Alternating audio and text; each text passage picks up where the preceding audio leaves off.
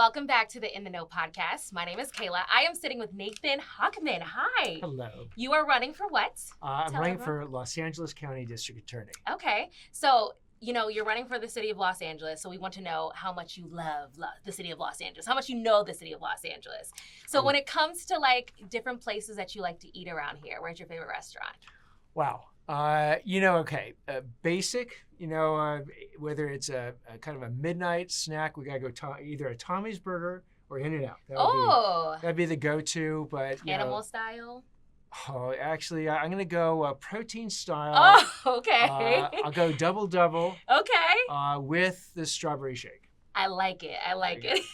How long have you been living in Los Angeles? My whole life. Your whole life. I was born at UCLA Hospital. Okay. Grew up in LA. Went to school here. Married now 31 years. Raised my 3 kids who are now in their 20s here in LA. It's part of the reason why I'm running for district attorney. The current DA came in from San Francisco, destroyed the public safety there. Now he's come into LA, tried to destroy our public safety. He's literally put it our public safety to the edge of the abyss, and he's ready to throw it over for the next 4 years.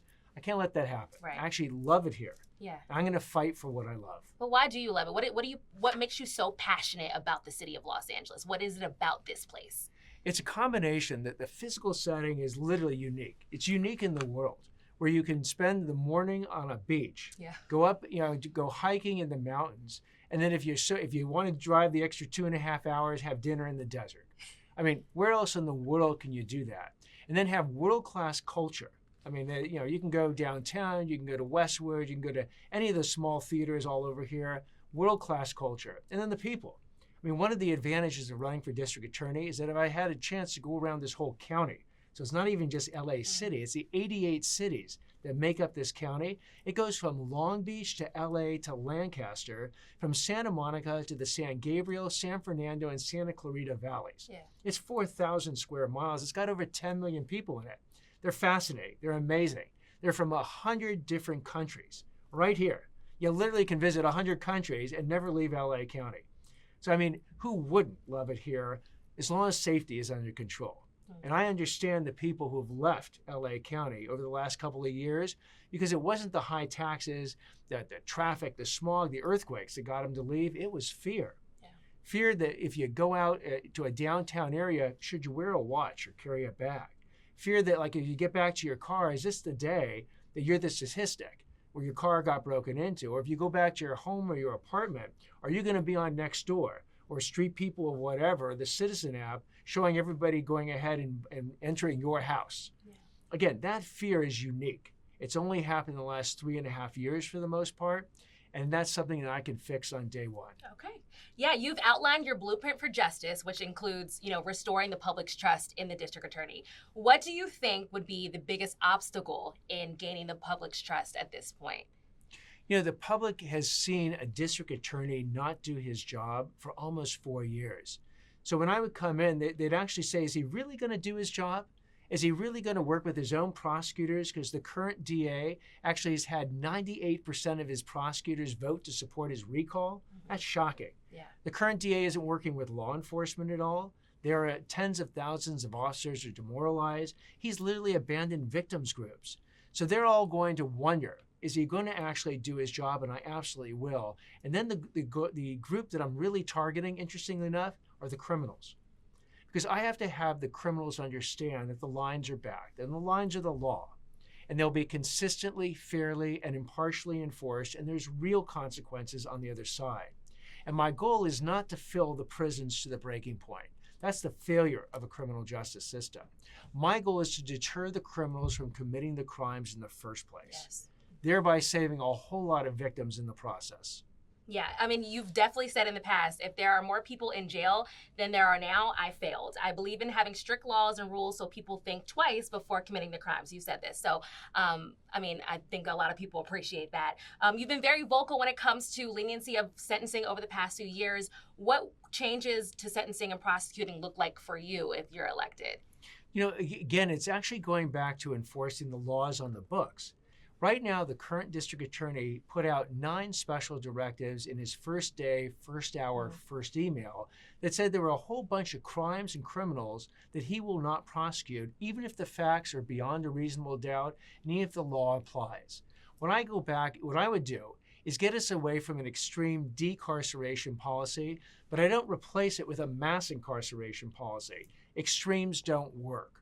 What I do is come down in the middle. I call it the hard middle, because you actually have to do the work. You got to look at each case individually, look at the defendant, the defendant's background, the crime committed, the impact on the victim, to determine who the true threats are to our public safety, often repeat offenders and need to be behind bars, and the ones that aren't. Like your first-time nonviolent offender still has to pay a debt back to society if they violate society's laws, but the punishment can be something like community service. Help out your community. It can be restitution, pay it back if you stole something. It can be a diversion program. So if you have a serious drug addiction, we'll give you a choice. You can go to jail, or you can do an 18-month rehab program that if you get through one day at a time, a judge will hand you a certificate and wipe your record clean of that particular offense. That is the smart, reasonable, proportional, hard middle solution to a lot of the problems we're facing. What do you think is the biggest factor affecting public safety in LA right now?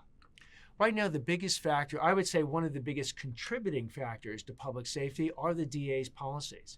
Because I'll give you an example. If law enforcement is going into a homeless encampment and they see people literally shooting up in front of them with meth, heroin, fentanyl, right now, for the most part, they're going to do nothing because the DA has said he doesn't enforce quality of life crimes.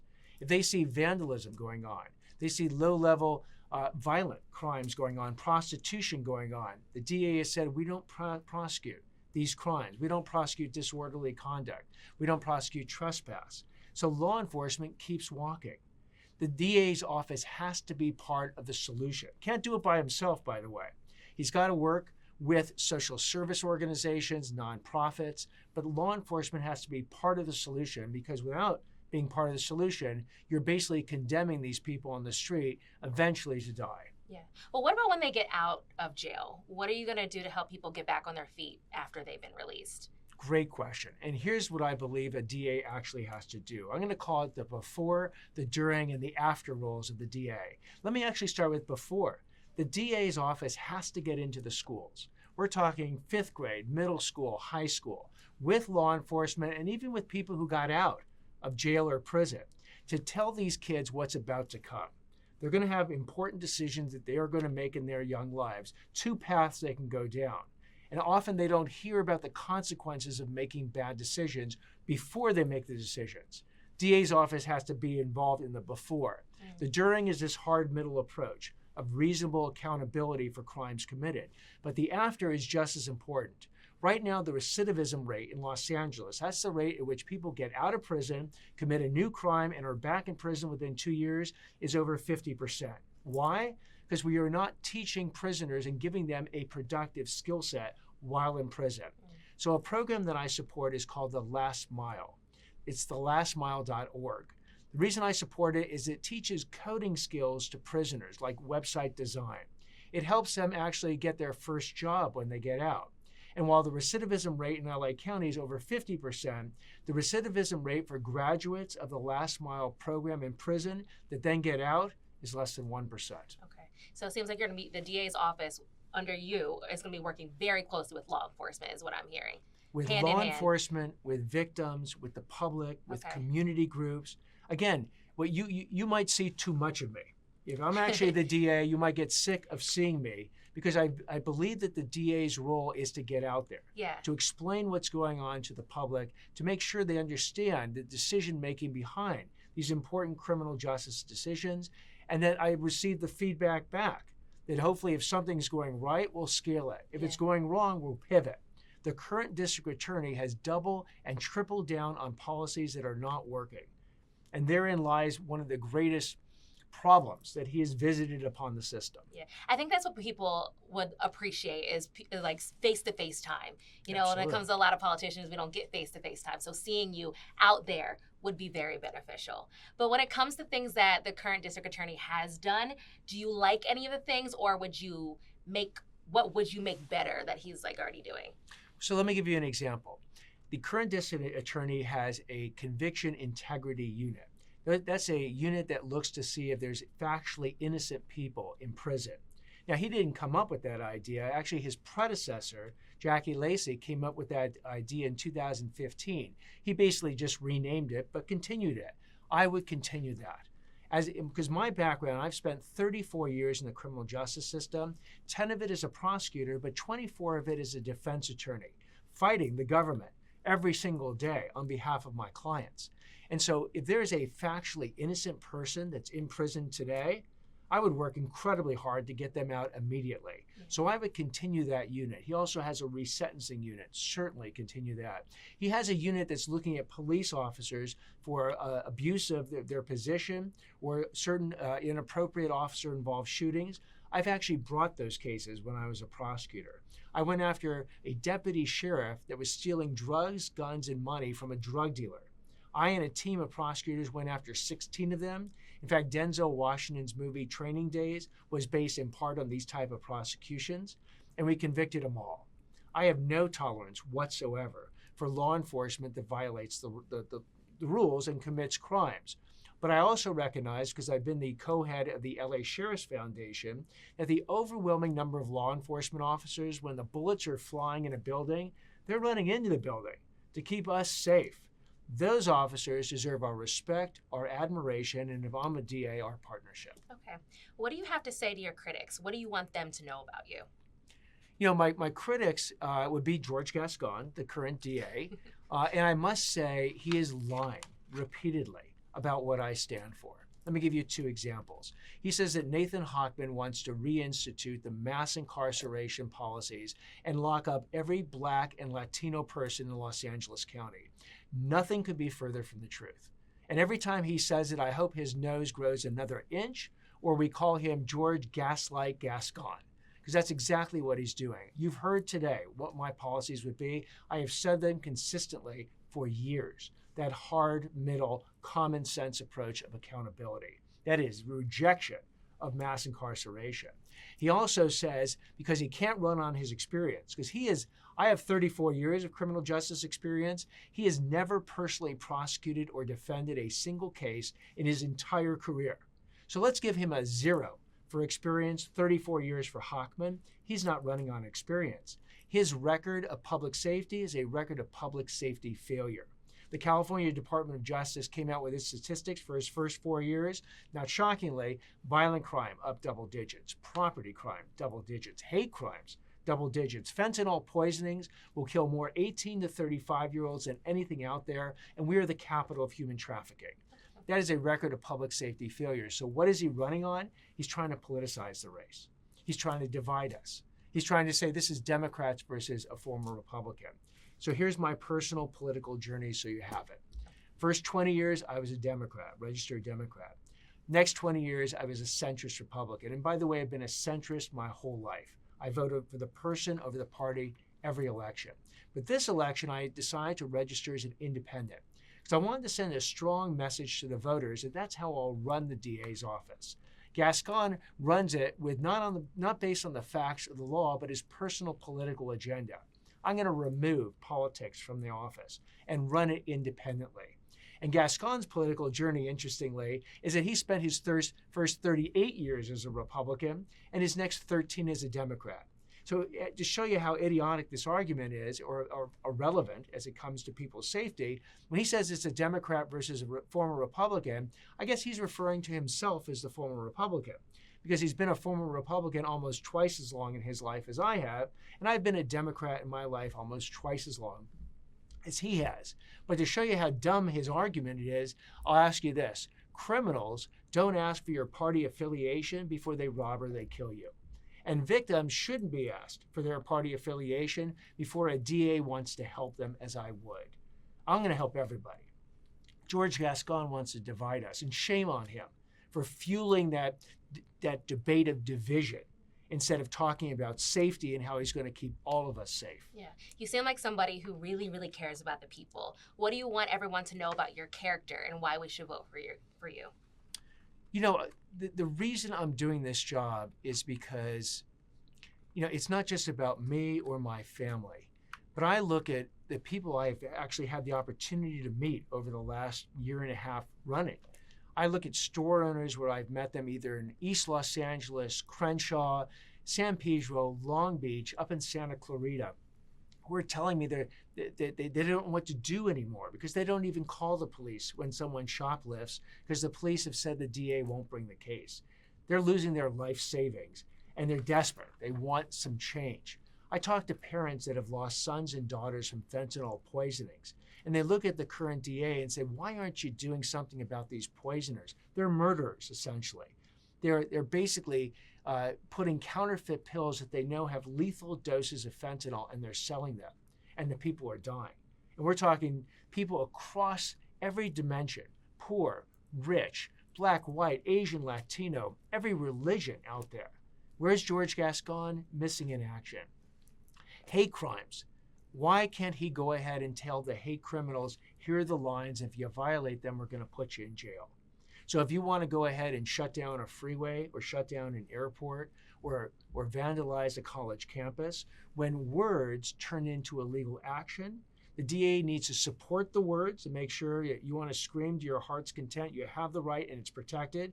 But if it turns into illegal action, that's where the DA comes in and says that will not be tolerated in our society. So all these reasons, all these problems that are out there, you heard my skill set. I have a fairly unique skill set. And I'm at the point in life right now where it's really important for me to give back. I've had enormous privileges to grow up here in Los Angeles. I came from a family that it was just two wonderful parents, a brother and two sisters, that really emphasized giving back. In fact, my dad used to say, giving back to your community is not optional. It is a responsibility. In fact, I come from the Jewish faith, and he said to me, he says that the Hebrew word for charity doesn't mean charity. The word is tzedakah, it means justice. And the idea is that the more good deeds, the more charitable deeds you do, the more just you are making society. So this is my opportunity to hopefully give back to society, to fix a broken district attorney's office, restore our safety, and leave a better place for you, my family, your family, everybody listening today, so that LA County, which is amazing, can go back to being amazing. Yeah. All right. Well, thank you so much for that. Well, I have to say, I did talk to your opponent, and he listens to Kiss FM. So do you listen to Kiss FM? Tell me about your music taste. Okay. So I do listen to Kiss FM, but I'm old school. Okay. I've listened to Kiss FM probably since the 80s. Wow. Okay. And so sadly, my music taste probably is much more old school as well. I knew you were going to ask me about my playlist because sadly, I listen to podcasts probably even more than music. But the last concert I saw was an Ed Sheeran concert. Oh, wow. I love Ed Sheeran. So, he's probably right now on my Spotify. It's just, hey, Spotify, play Ed Sheeran, and everybody who sounds like Ed Sheeran. So we listen to a lot of Ed Sheeran, people who love Ed Sheeran as well. Okay. But again, I tend towards the classics. Classics, okay.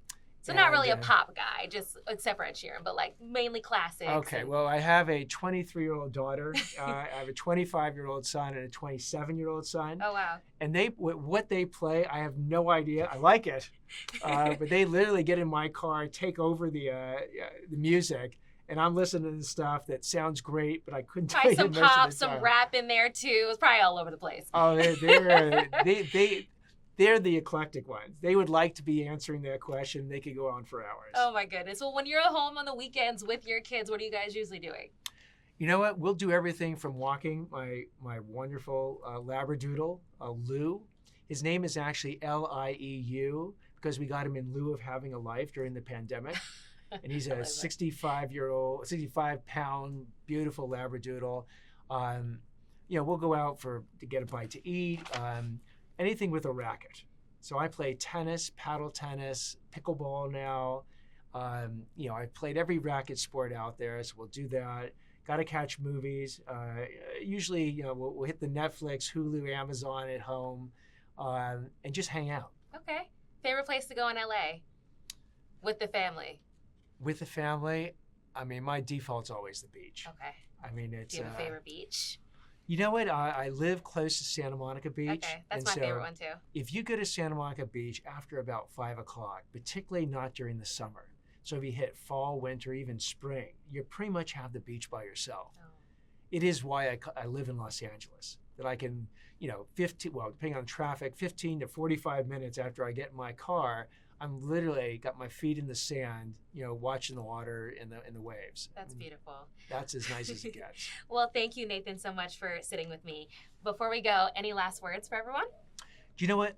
This is an incredibly important election, the DA. I mean, we're going to have a president on the ballot, a Senate on the ballot, but there's no position that will affect your safety more immediately than the district attorney. Literally, the district attorney turns out to be a governing body of one person, not answering to the governor, the attorney general, the mayor, the city council, or the board of supervisors, the sheriff, or the police chief. It's that powerful position. You're in charge of 180,000 criminal cases, 2,100 employees, and a $460 million budget. So what I'd strongly ask people to do is vote. The ballots are actually going to be arriving the week of October 8th, and they'll be in the mail. Everyone who's registered, to make sure you register, everyone who's registered gets a ballot, and then you got to vote. This is too important a race to stay on the sidelines, too important a race to complain about it on the sidelines. Mm-hmm. This is, people have wanted to raise their voice against the current DA. He had 2 recall attempts that didn't make it to the ballot, but now it's on the ballot. So if everybody votes, that is my fervent wish for everybody listening to this. Okay. Thank you so much. Where can we find all of your information? It's nathanhochman.com, okay. And Hochman is Hochman, and we are on all the social media, including TikTok, which my daughter, who was the social media manager at the time, got me on. Very exciting. Again, I know I'm too old school, but I can do a 15, 30, or 45-second video with nobody's business. I like him. Well, thank you, Nathan, so much for sitting with me. Oh, my pleasure. Thank you. Have a good one. Wonderful.